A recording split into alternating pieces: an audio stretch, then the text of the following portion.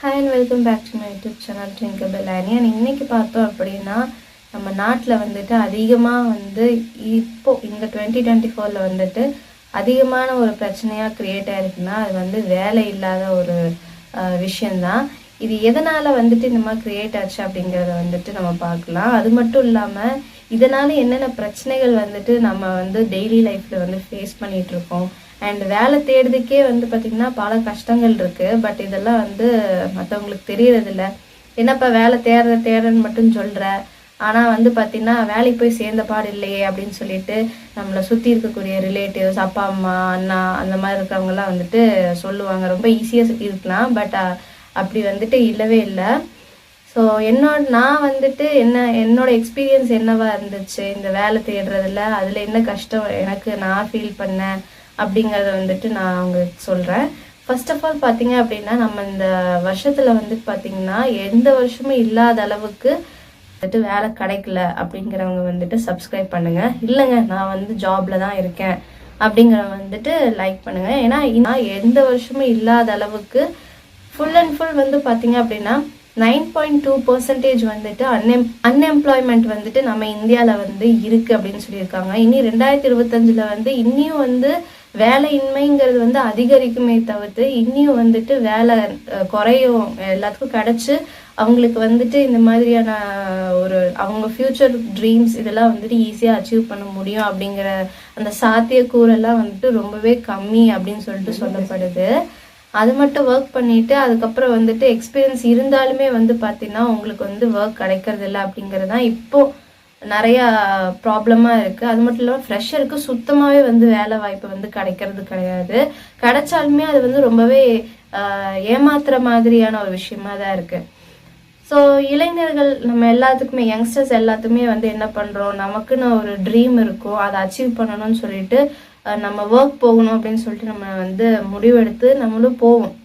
போகிறப்ப பார்த்தீங்க அப்படின்னா ஒவ்வொன்றும் கூப்பிடுறோம் அப்படிம்பாங்க, ஆனால் கூப்பிட மாட்டாங்க. ரெஸ்யூமை வாங்கி வச்சுப்பாங்க, ஆனால் வேலை இருக்காது அப்படிம்பாங்க. ஸோ இந்த மாதிரி நிறைய விஷயங்கள் நானும் ஃபேஸ் பண்ணியிருக்கேன். அண்ட் ரீசெண்டாக பார்த்தீங்க அப்படின்னா நம்ம இந்தியாவில் நான் எது நம்ம இந்தியாவில் இருக்கக்கூடாதுன்னு நினச்சோன்னா அதெல்லாம் கூட இந்த அன்எம்ப்ளாய்மெண்ட்டை வேலை தேடக்கூடிய ஒவ்வொரு யங்ஸ்டர்ஸ்க்கும் ஃபேஸ் பண்ணுற மாதிரி ஆயிடுச்சு. ஒருத்தவங்க நானும் இது லோக்கல் ஆப்புன்னு கிடையாது சொன்னாங்க. அது உங்களுக்கு எந்த அப்ளிகேஷன் நான் நிறைய பேர் பொதுவாக சொல்கிறேன். கிட்டத்தட்ட 600லேருந்து 1500 வரைக்குமே அப்ளிகேஷன் ஃபீஸ் அப்படின்னு சொல்லிட்டு வாங்குறாங்க. இது மட்டும் இல்லாமல் இந்த வாங்கினதுக்கு அப்புறம் வேலை கிடைக்குமா அப்படின்னு பார்த்தா கிடைக்காது. அதில் நம்ம செலக்ட் ஆனோம் அப்படின்னா ஃபர்ஸ்ட் 1 மந்தோட காசு அவங்களுக்கு யார் நமக்கு வேலை கொடுக்குறாங்களோ அவங்க அந்த 1 மந்த் சேலரியை நமக்கு கொடுக்க போகிறது கிடையாது அப்படின்னு சொல்லிட்டு சொல்கிறாங்க. இதெல்லாம் நம்மளே பணம் இல்லை, நம்ம ஏர்னிங் பண்ணணும் அப்படிங்கிறதுக்காக தான் வேலை தேடி போகிறோம். அவங்க நம்மளை வச்சு ஏர்னிங் சம்பாதிக்கிறாங்களே தவிர்த்து இந்த மாதிரி அவங்களுக்கு வேணுங்கிற ஆட்களுக்கு வேலை கொடுக்கணுங்கிற நினப்பில் இந்த ஆர்கனைசேஷன்ஸ் இதெல்லாம் செயல்படுத்துகிறாங்களா அப்படிங்கிறது ரொம்ப சந்தேகமாக இருக்குது. ஸோ இதுதான் இப்படி ப்ரைவேட் செக்டர்ஸில் வேலை தேடினாதான் இப்படி கவர்மெண்ட் எக்ஸாம்ஸ் ட்ரை பண்ணலாம் அப்படின்னு சொல்லி பார்த்தீங்கன்னா ஒவ்வொரு தடவையும் கவர்மெண்ட் எக்ஸாம் ட்ரை பண்ணி, அதுவும் என்ன மாதிரி யாராவது கவர்மெண்ட் எக்ஸாம் ட்ரை பண்ணியிருந்தீங்கன்னா தான் தெரியும். ஒவ்வொரு வருஷமும் எக்ஸாம் வைக்கிறாங்க, பல லட்சக்கணக்கான பேர் எழுதுகிறாங்க. எதுக்காக? வெறும் 2000 சீட்டுக்காக, வெறும் 5000 சீட்டுக்காக, இந்த மாதிரியான வேக்கன்சிக்குன்னு சொல்லிட்டு அத்தனை பேர், லட்சக்கணக்கான பேர் எழுதுறோம். இந்த நிலைமை ஏன் கிரியேட் ஆச்சு? அப்போ அவங்கவுங்களுக்கு படித்ததுக்கான வேலை கிடச்சிருந்துச்சு அப்படின்னா இவ்வளோவுக்கு ஒரு ட்ராஜடியான ஒரு சுச்சுவேஷன் ஏற்பட்டிருக்கவே பட்டிருக்காது. அது மட்டும் இல்லாமல் இந்த கவர்மெண்ட் எக்ஸாம்ஸில் பார்த்தீங்க அப்படின்னா எல்லாத்துக்கும் வேலை கிடைக்குதுன்னா கிடைக்கல. எனக்கு தெரிஞ்சவங்க என்ன பண்ணாங்க அப்படின்னா காலேஜ் படிக்கும்போது எழுத ஆரம்பித்தாங்க கவர்மெண்ட் எக்ஸாம். எழுதுறாங்க. அவங்களுக்கு 2 குழந்தை பிறந்ததுக்கப்புறமும் எழுதிட்டு தான் இருக்காங்க. அவங்க வீட்டில் இருக்கிறவங்கலாம் சொல்கிறாங்கம்மா இதெல்லாம் கிடைக்காதுமா, இதெல்லாம் நம்பாதீங்க அப்படின்னு சொல்லிட்டு எவ்வளவோ சொன்னால் கூட அதை விடுறதுக்காக மனசே வரமாட்டேது. ஏன்னா எப்படியாச்சும் ஒரு வேலை கிடைச்சிட்டா நல்லா இருக்குமே. ப்ரைவேட்டில் போனால் காசு கேட்குறாங்க, கவர்மெண்ட்டுக்கிட்ட போனோம் அப்படின்னா இந்த மாதிரி எக்ஸாம் எழுத விட்டுட்டே தான் இருக்காங்களே தவிர்த்து அதுக்கான ஒரு வேலை கிடைக்க மாட்டேங்குது. அப்படின்னு சொல்லிட்டு ஒரு விதமான சங்கடம் வந்து கிரியேட் ஆகுது. சரி, இந்த இடத்துல இப்படி எனக்கு தெரிஞ்ச வரைக்கும் பிஎம் வந்துட்டு கண்டினியூவாக வந்து ரூல் பண்ணிட்டு இருந்தாங்க இல்லையா, இந்த மூணு தடவை வின் பண்ணியிருக்காங்க. 3 தடவை வரும்போதும் அவர் என்ன சொல்றாரு அப்படின்னா, இளைஞர்களுக்கு வந்துட்டு நாங்கள் வந்து வேலை இல்லை அப்படின்னா நாங்கள் வந்துட்டு கண்டிப்பாக வந்துட்டு எல்லா இளைஞர்களுக்கும் வேலை கிடைக்கும்னு சொல்லியிருக்காங்க. அப்படி இருக்கிற பட்சத்தில் எப்படி இவ்வளோ வந்து இன்க்ரீஸ் ஆச்சு?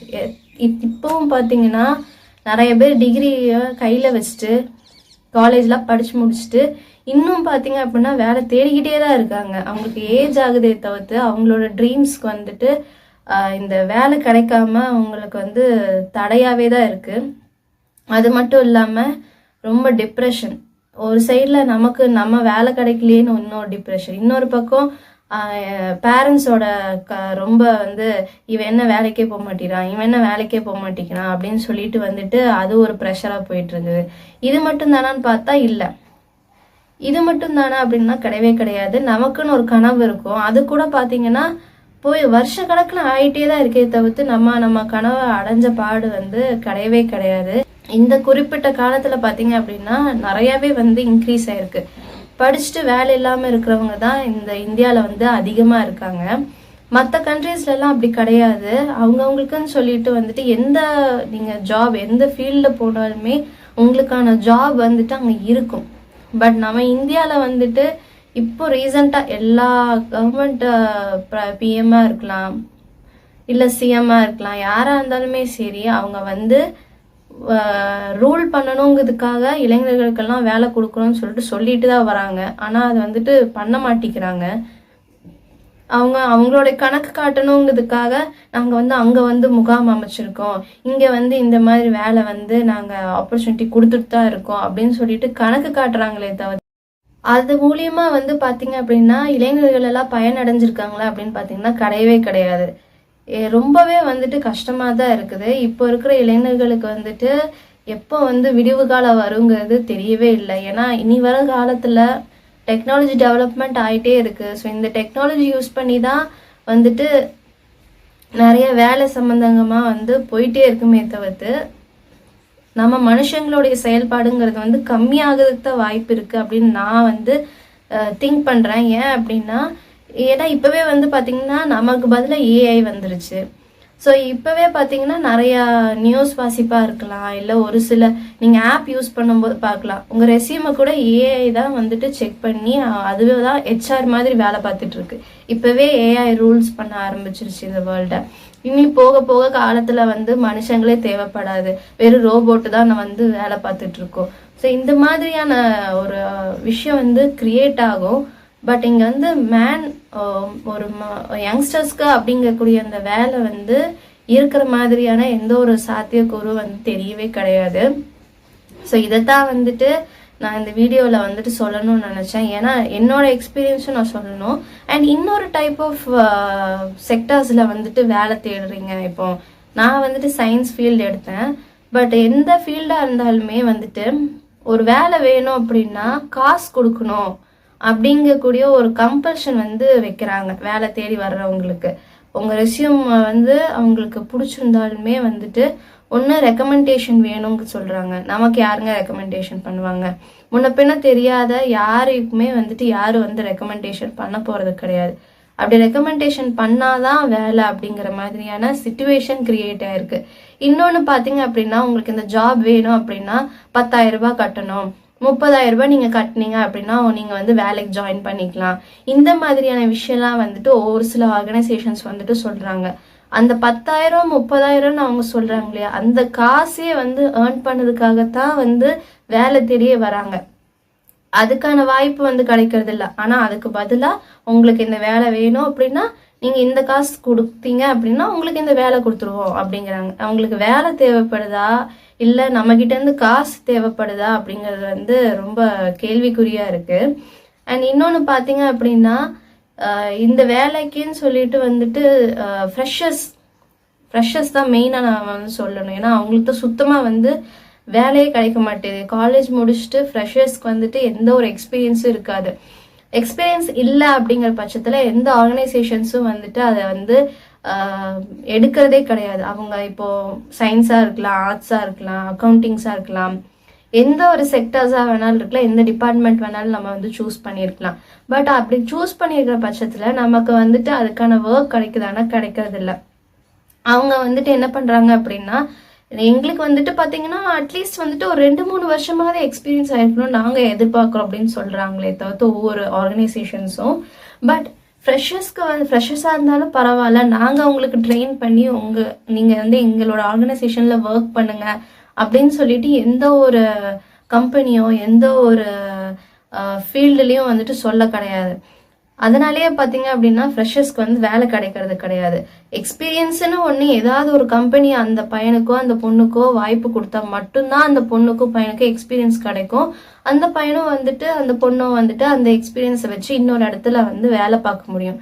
வாய்ப்பு ஆப்பர்ச்சுனிட்டியே கிடைக்காத பட்சத்தில் அவங்க எப்படி எக்ஸ்பீரியன்ஸ் கெயின் பண்ணுவாங்க, எப்படி வந்து ஒர்க் பண்ணுவாங்க, அவங்களுக்குன்னு இருக்கக்கூடிய அந்த ட்ரீம்ஸாக இருக்கட்டும், இல்லை அவங்களுக்குன்னு ஒரு ஃபேமிலியை வந்து அவங்க கிரியேட் பண்ணிக்கிற விஷயமா இருக்கட்டும், இது எல்லாமே வந்துட்டு ரொம்பவே வந்து கஷ்டமாக தான் இருக்குமே தவிர்த்துட்டு ரொம்ப அதுக்கான ஒரு பாசிபிலிட்டியே இல்லாதப்போ எப்படி வந்துட்டு அவங்க வந்து அவங்க லைஃப்பில் முன்னேற முடியும்? ஸோ வேலை இல்லை அப்படிங்கிறது வந்து ஒரு பெரிய ப்ராப்ளமாக தான் போயிட்டுருக்கு நம்ம இந்தியாவில். ஸோ இதெல்லாம் வந்துட்டு நமக்கு வந்து சரியாகணும் அப்படின்னு சொல்லிட்டு தான் நம்ம வந்து வேண்டிக்க முடியுமே தவிர்த்து நம்ம போய் அந்த ஆர்கனைசேஷன்ஸ் கிட்ட வந்துட்டு நீங்கள் எனக்கு வேலை கொடுங்கன்னு சொல்லிட்டோ இல்லை இதை வந்து கவர்மெண்ட் தான் வந்துட்டு மாற்றணும். ஏன்னா இவ்வளோ விஷயம் நடக்குது, இதெல்லாம் கவர்மெண்ட்டுக்கு தெரியுதா அப்படின்னா தெரியறது கிடையாது. யாரும் சொல்கிறாங்களா, ஏதாவது இன்ஃபர்மேஷன்ஸ் வந்துட்டு கவர்மெண்ட்டுக்கு இது மூலிமா பாஸ் ஆகுதாங்கிறதே வந்துட்டு தெரிய மாட்டேது. ஸோ இதெல்லாம் வந்துட்டு பார்த்தீங்க அப்படின்னா கவர்மெண்ட் வந்துட்டு பார்த்து இந்த மாதிரி ப்ராப்ளம்ஸ்லாம் வந்து நம்ம நாட்டில் இருக்குது அப்படிங்கிறதுக்கான ஒரு சொல்யூஷன் பண்ணால் நல்லாயிருக்கும். ஏன்னா இப்போல்லாம் வந்து என்ன பண்ணுறாங்க அப்படின்னா பழைய விஷயத்த தான் வந்துட்டு பழைய கேஸ் இதே தான் பார்த்துட்டு இருக்காங்களே தவிர்த்து நம்ம இந்தியாவில் என்ன ப்ராப்ளம், பேசிக்காக நம்ம யங்ஸ்டர்ஸ் தான் வந்து நம்ம இந்தியாவிலே உலகத்திலே வந்து யங்ஸ்டர்ஸ் அதிகமாக இருக்கக்கூடியது வந்து நம்ம இந்தியாவில் மட்டும்தான். அப்பேற்பட்ட இந்தியாவில் யங்ஸ்டர்ஸ் இவ்வளோ கஷ்டப்பட்டுட்டு இருக்காங்கிறது ஏன் வந்து கவர்மெண்ட் வந்து நோட் பண்ண மாட்டேங்குதுங்கிறது எனக்கு தெரிய மாட்டேது. ஸோ அந்த மாதிரிலாம் இல்லாமல் நமக்கும் வந்து எல்லாத்துக்கும் வந்துட்டு ஈக்குவலாக ஆப்பர்ச்சுனிட்டி கொடுத்து வேலை வாய்ப்புகள் வந்து கொடுத்தாங்க அப்படின்னா ரொம்ப நல்லாயிருக்கும். அதுவும் அவங்கவுங்க படித்ததுக்கு ஏற்ற குவாலிஃபிகேஷன்ஸ்க்கு ஏற்ற மாதிரியான வேலைகள் கிடைச்சா எல்லாருமே வந்துட்டு அவங்கவுங்களுக்கு பிடிச்ச மாதிரியான லைஃப் வந்து லீட் பண்ண முடியும். ஸோ இந்த வீடியோவில் அதுதான் உங்களுக்கு வந்துட்டு ஷேர் பண்ணணும் சொல்லணும் அப்படின்னு சொல்லிட்டு நான் நினச்சேன். அடுத்த வீடியோவில் சந்திக்கிறேன். until then bye from Annie.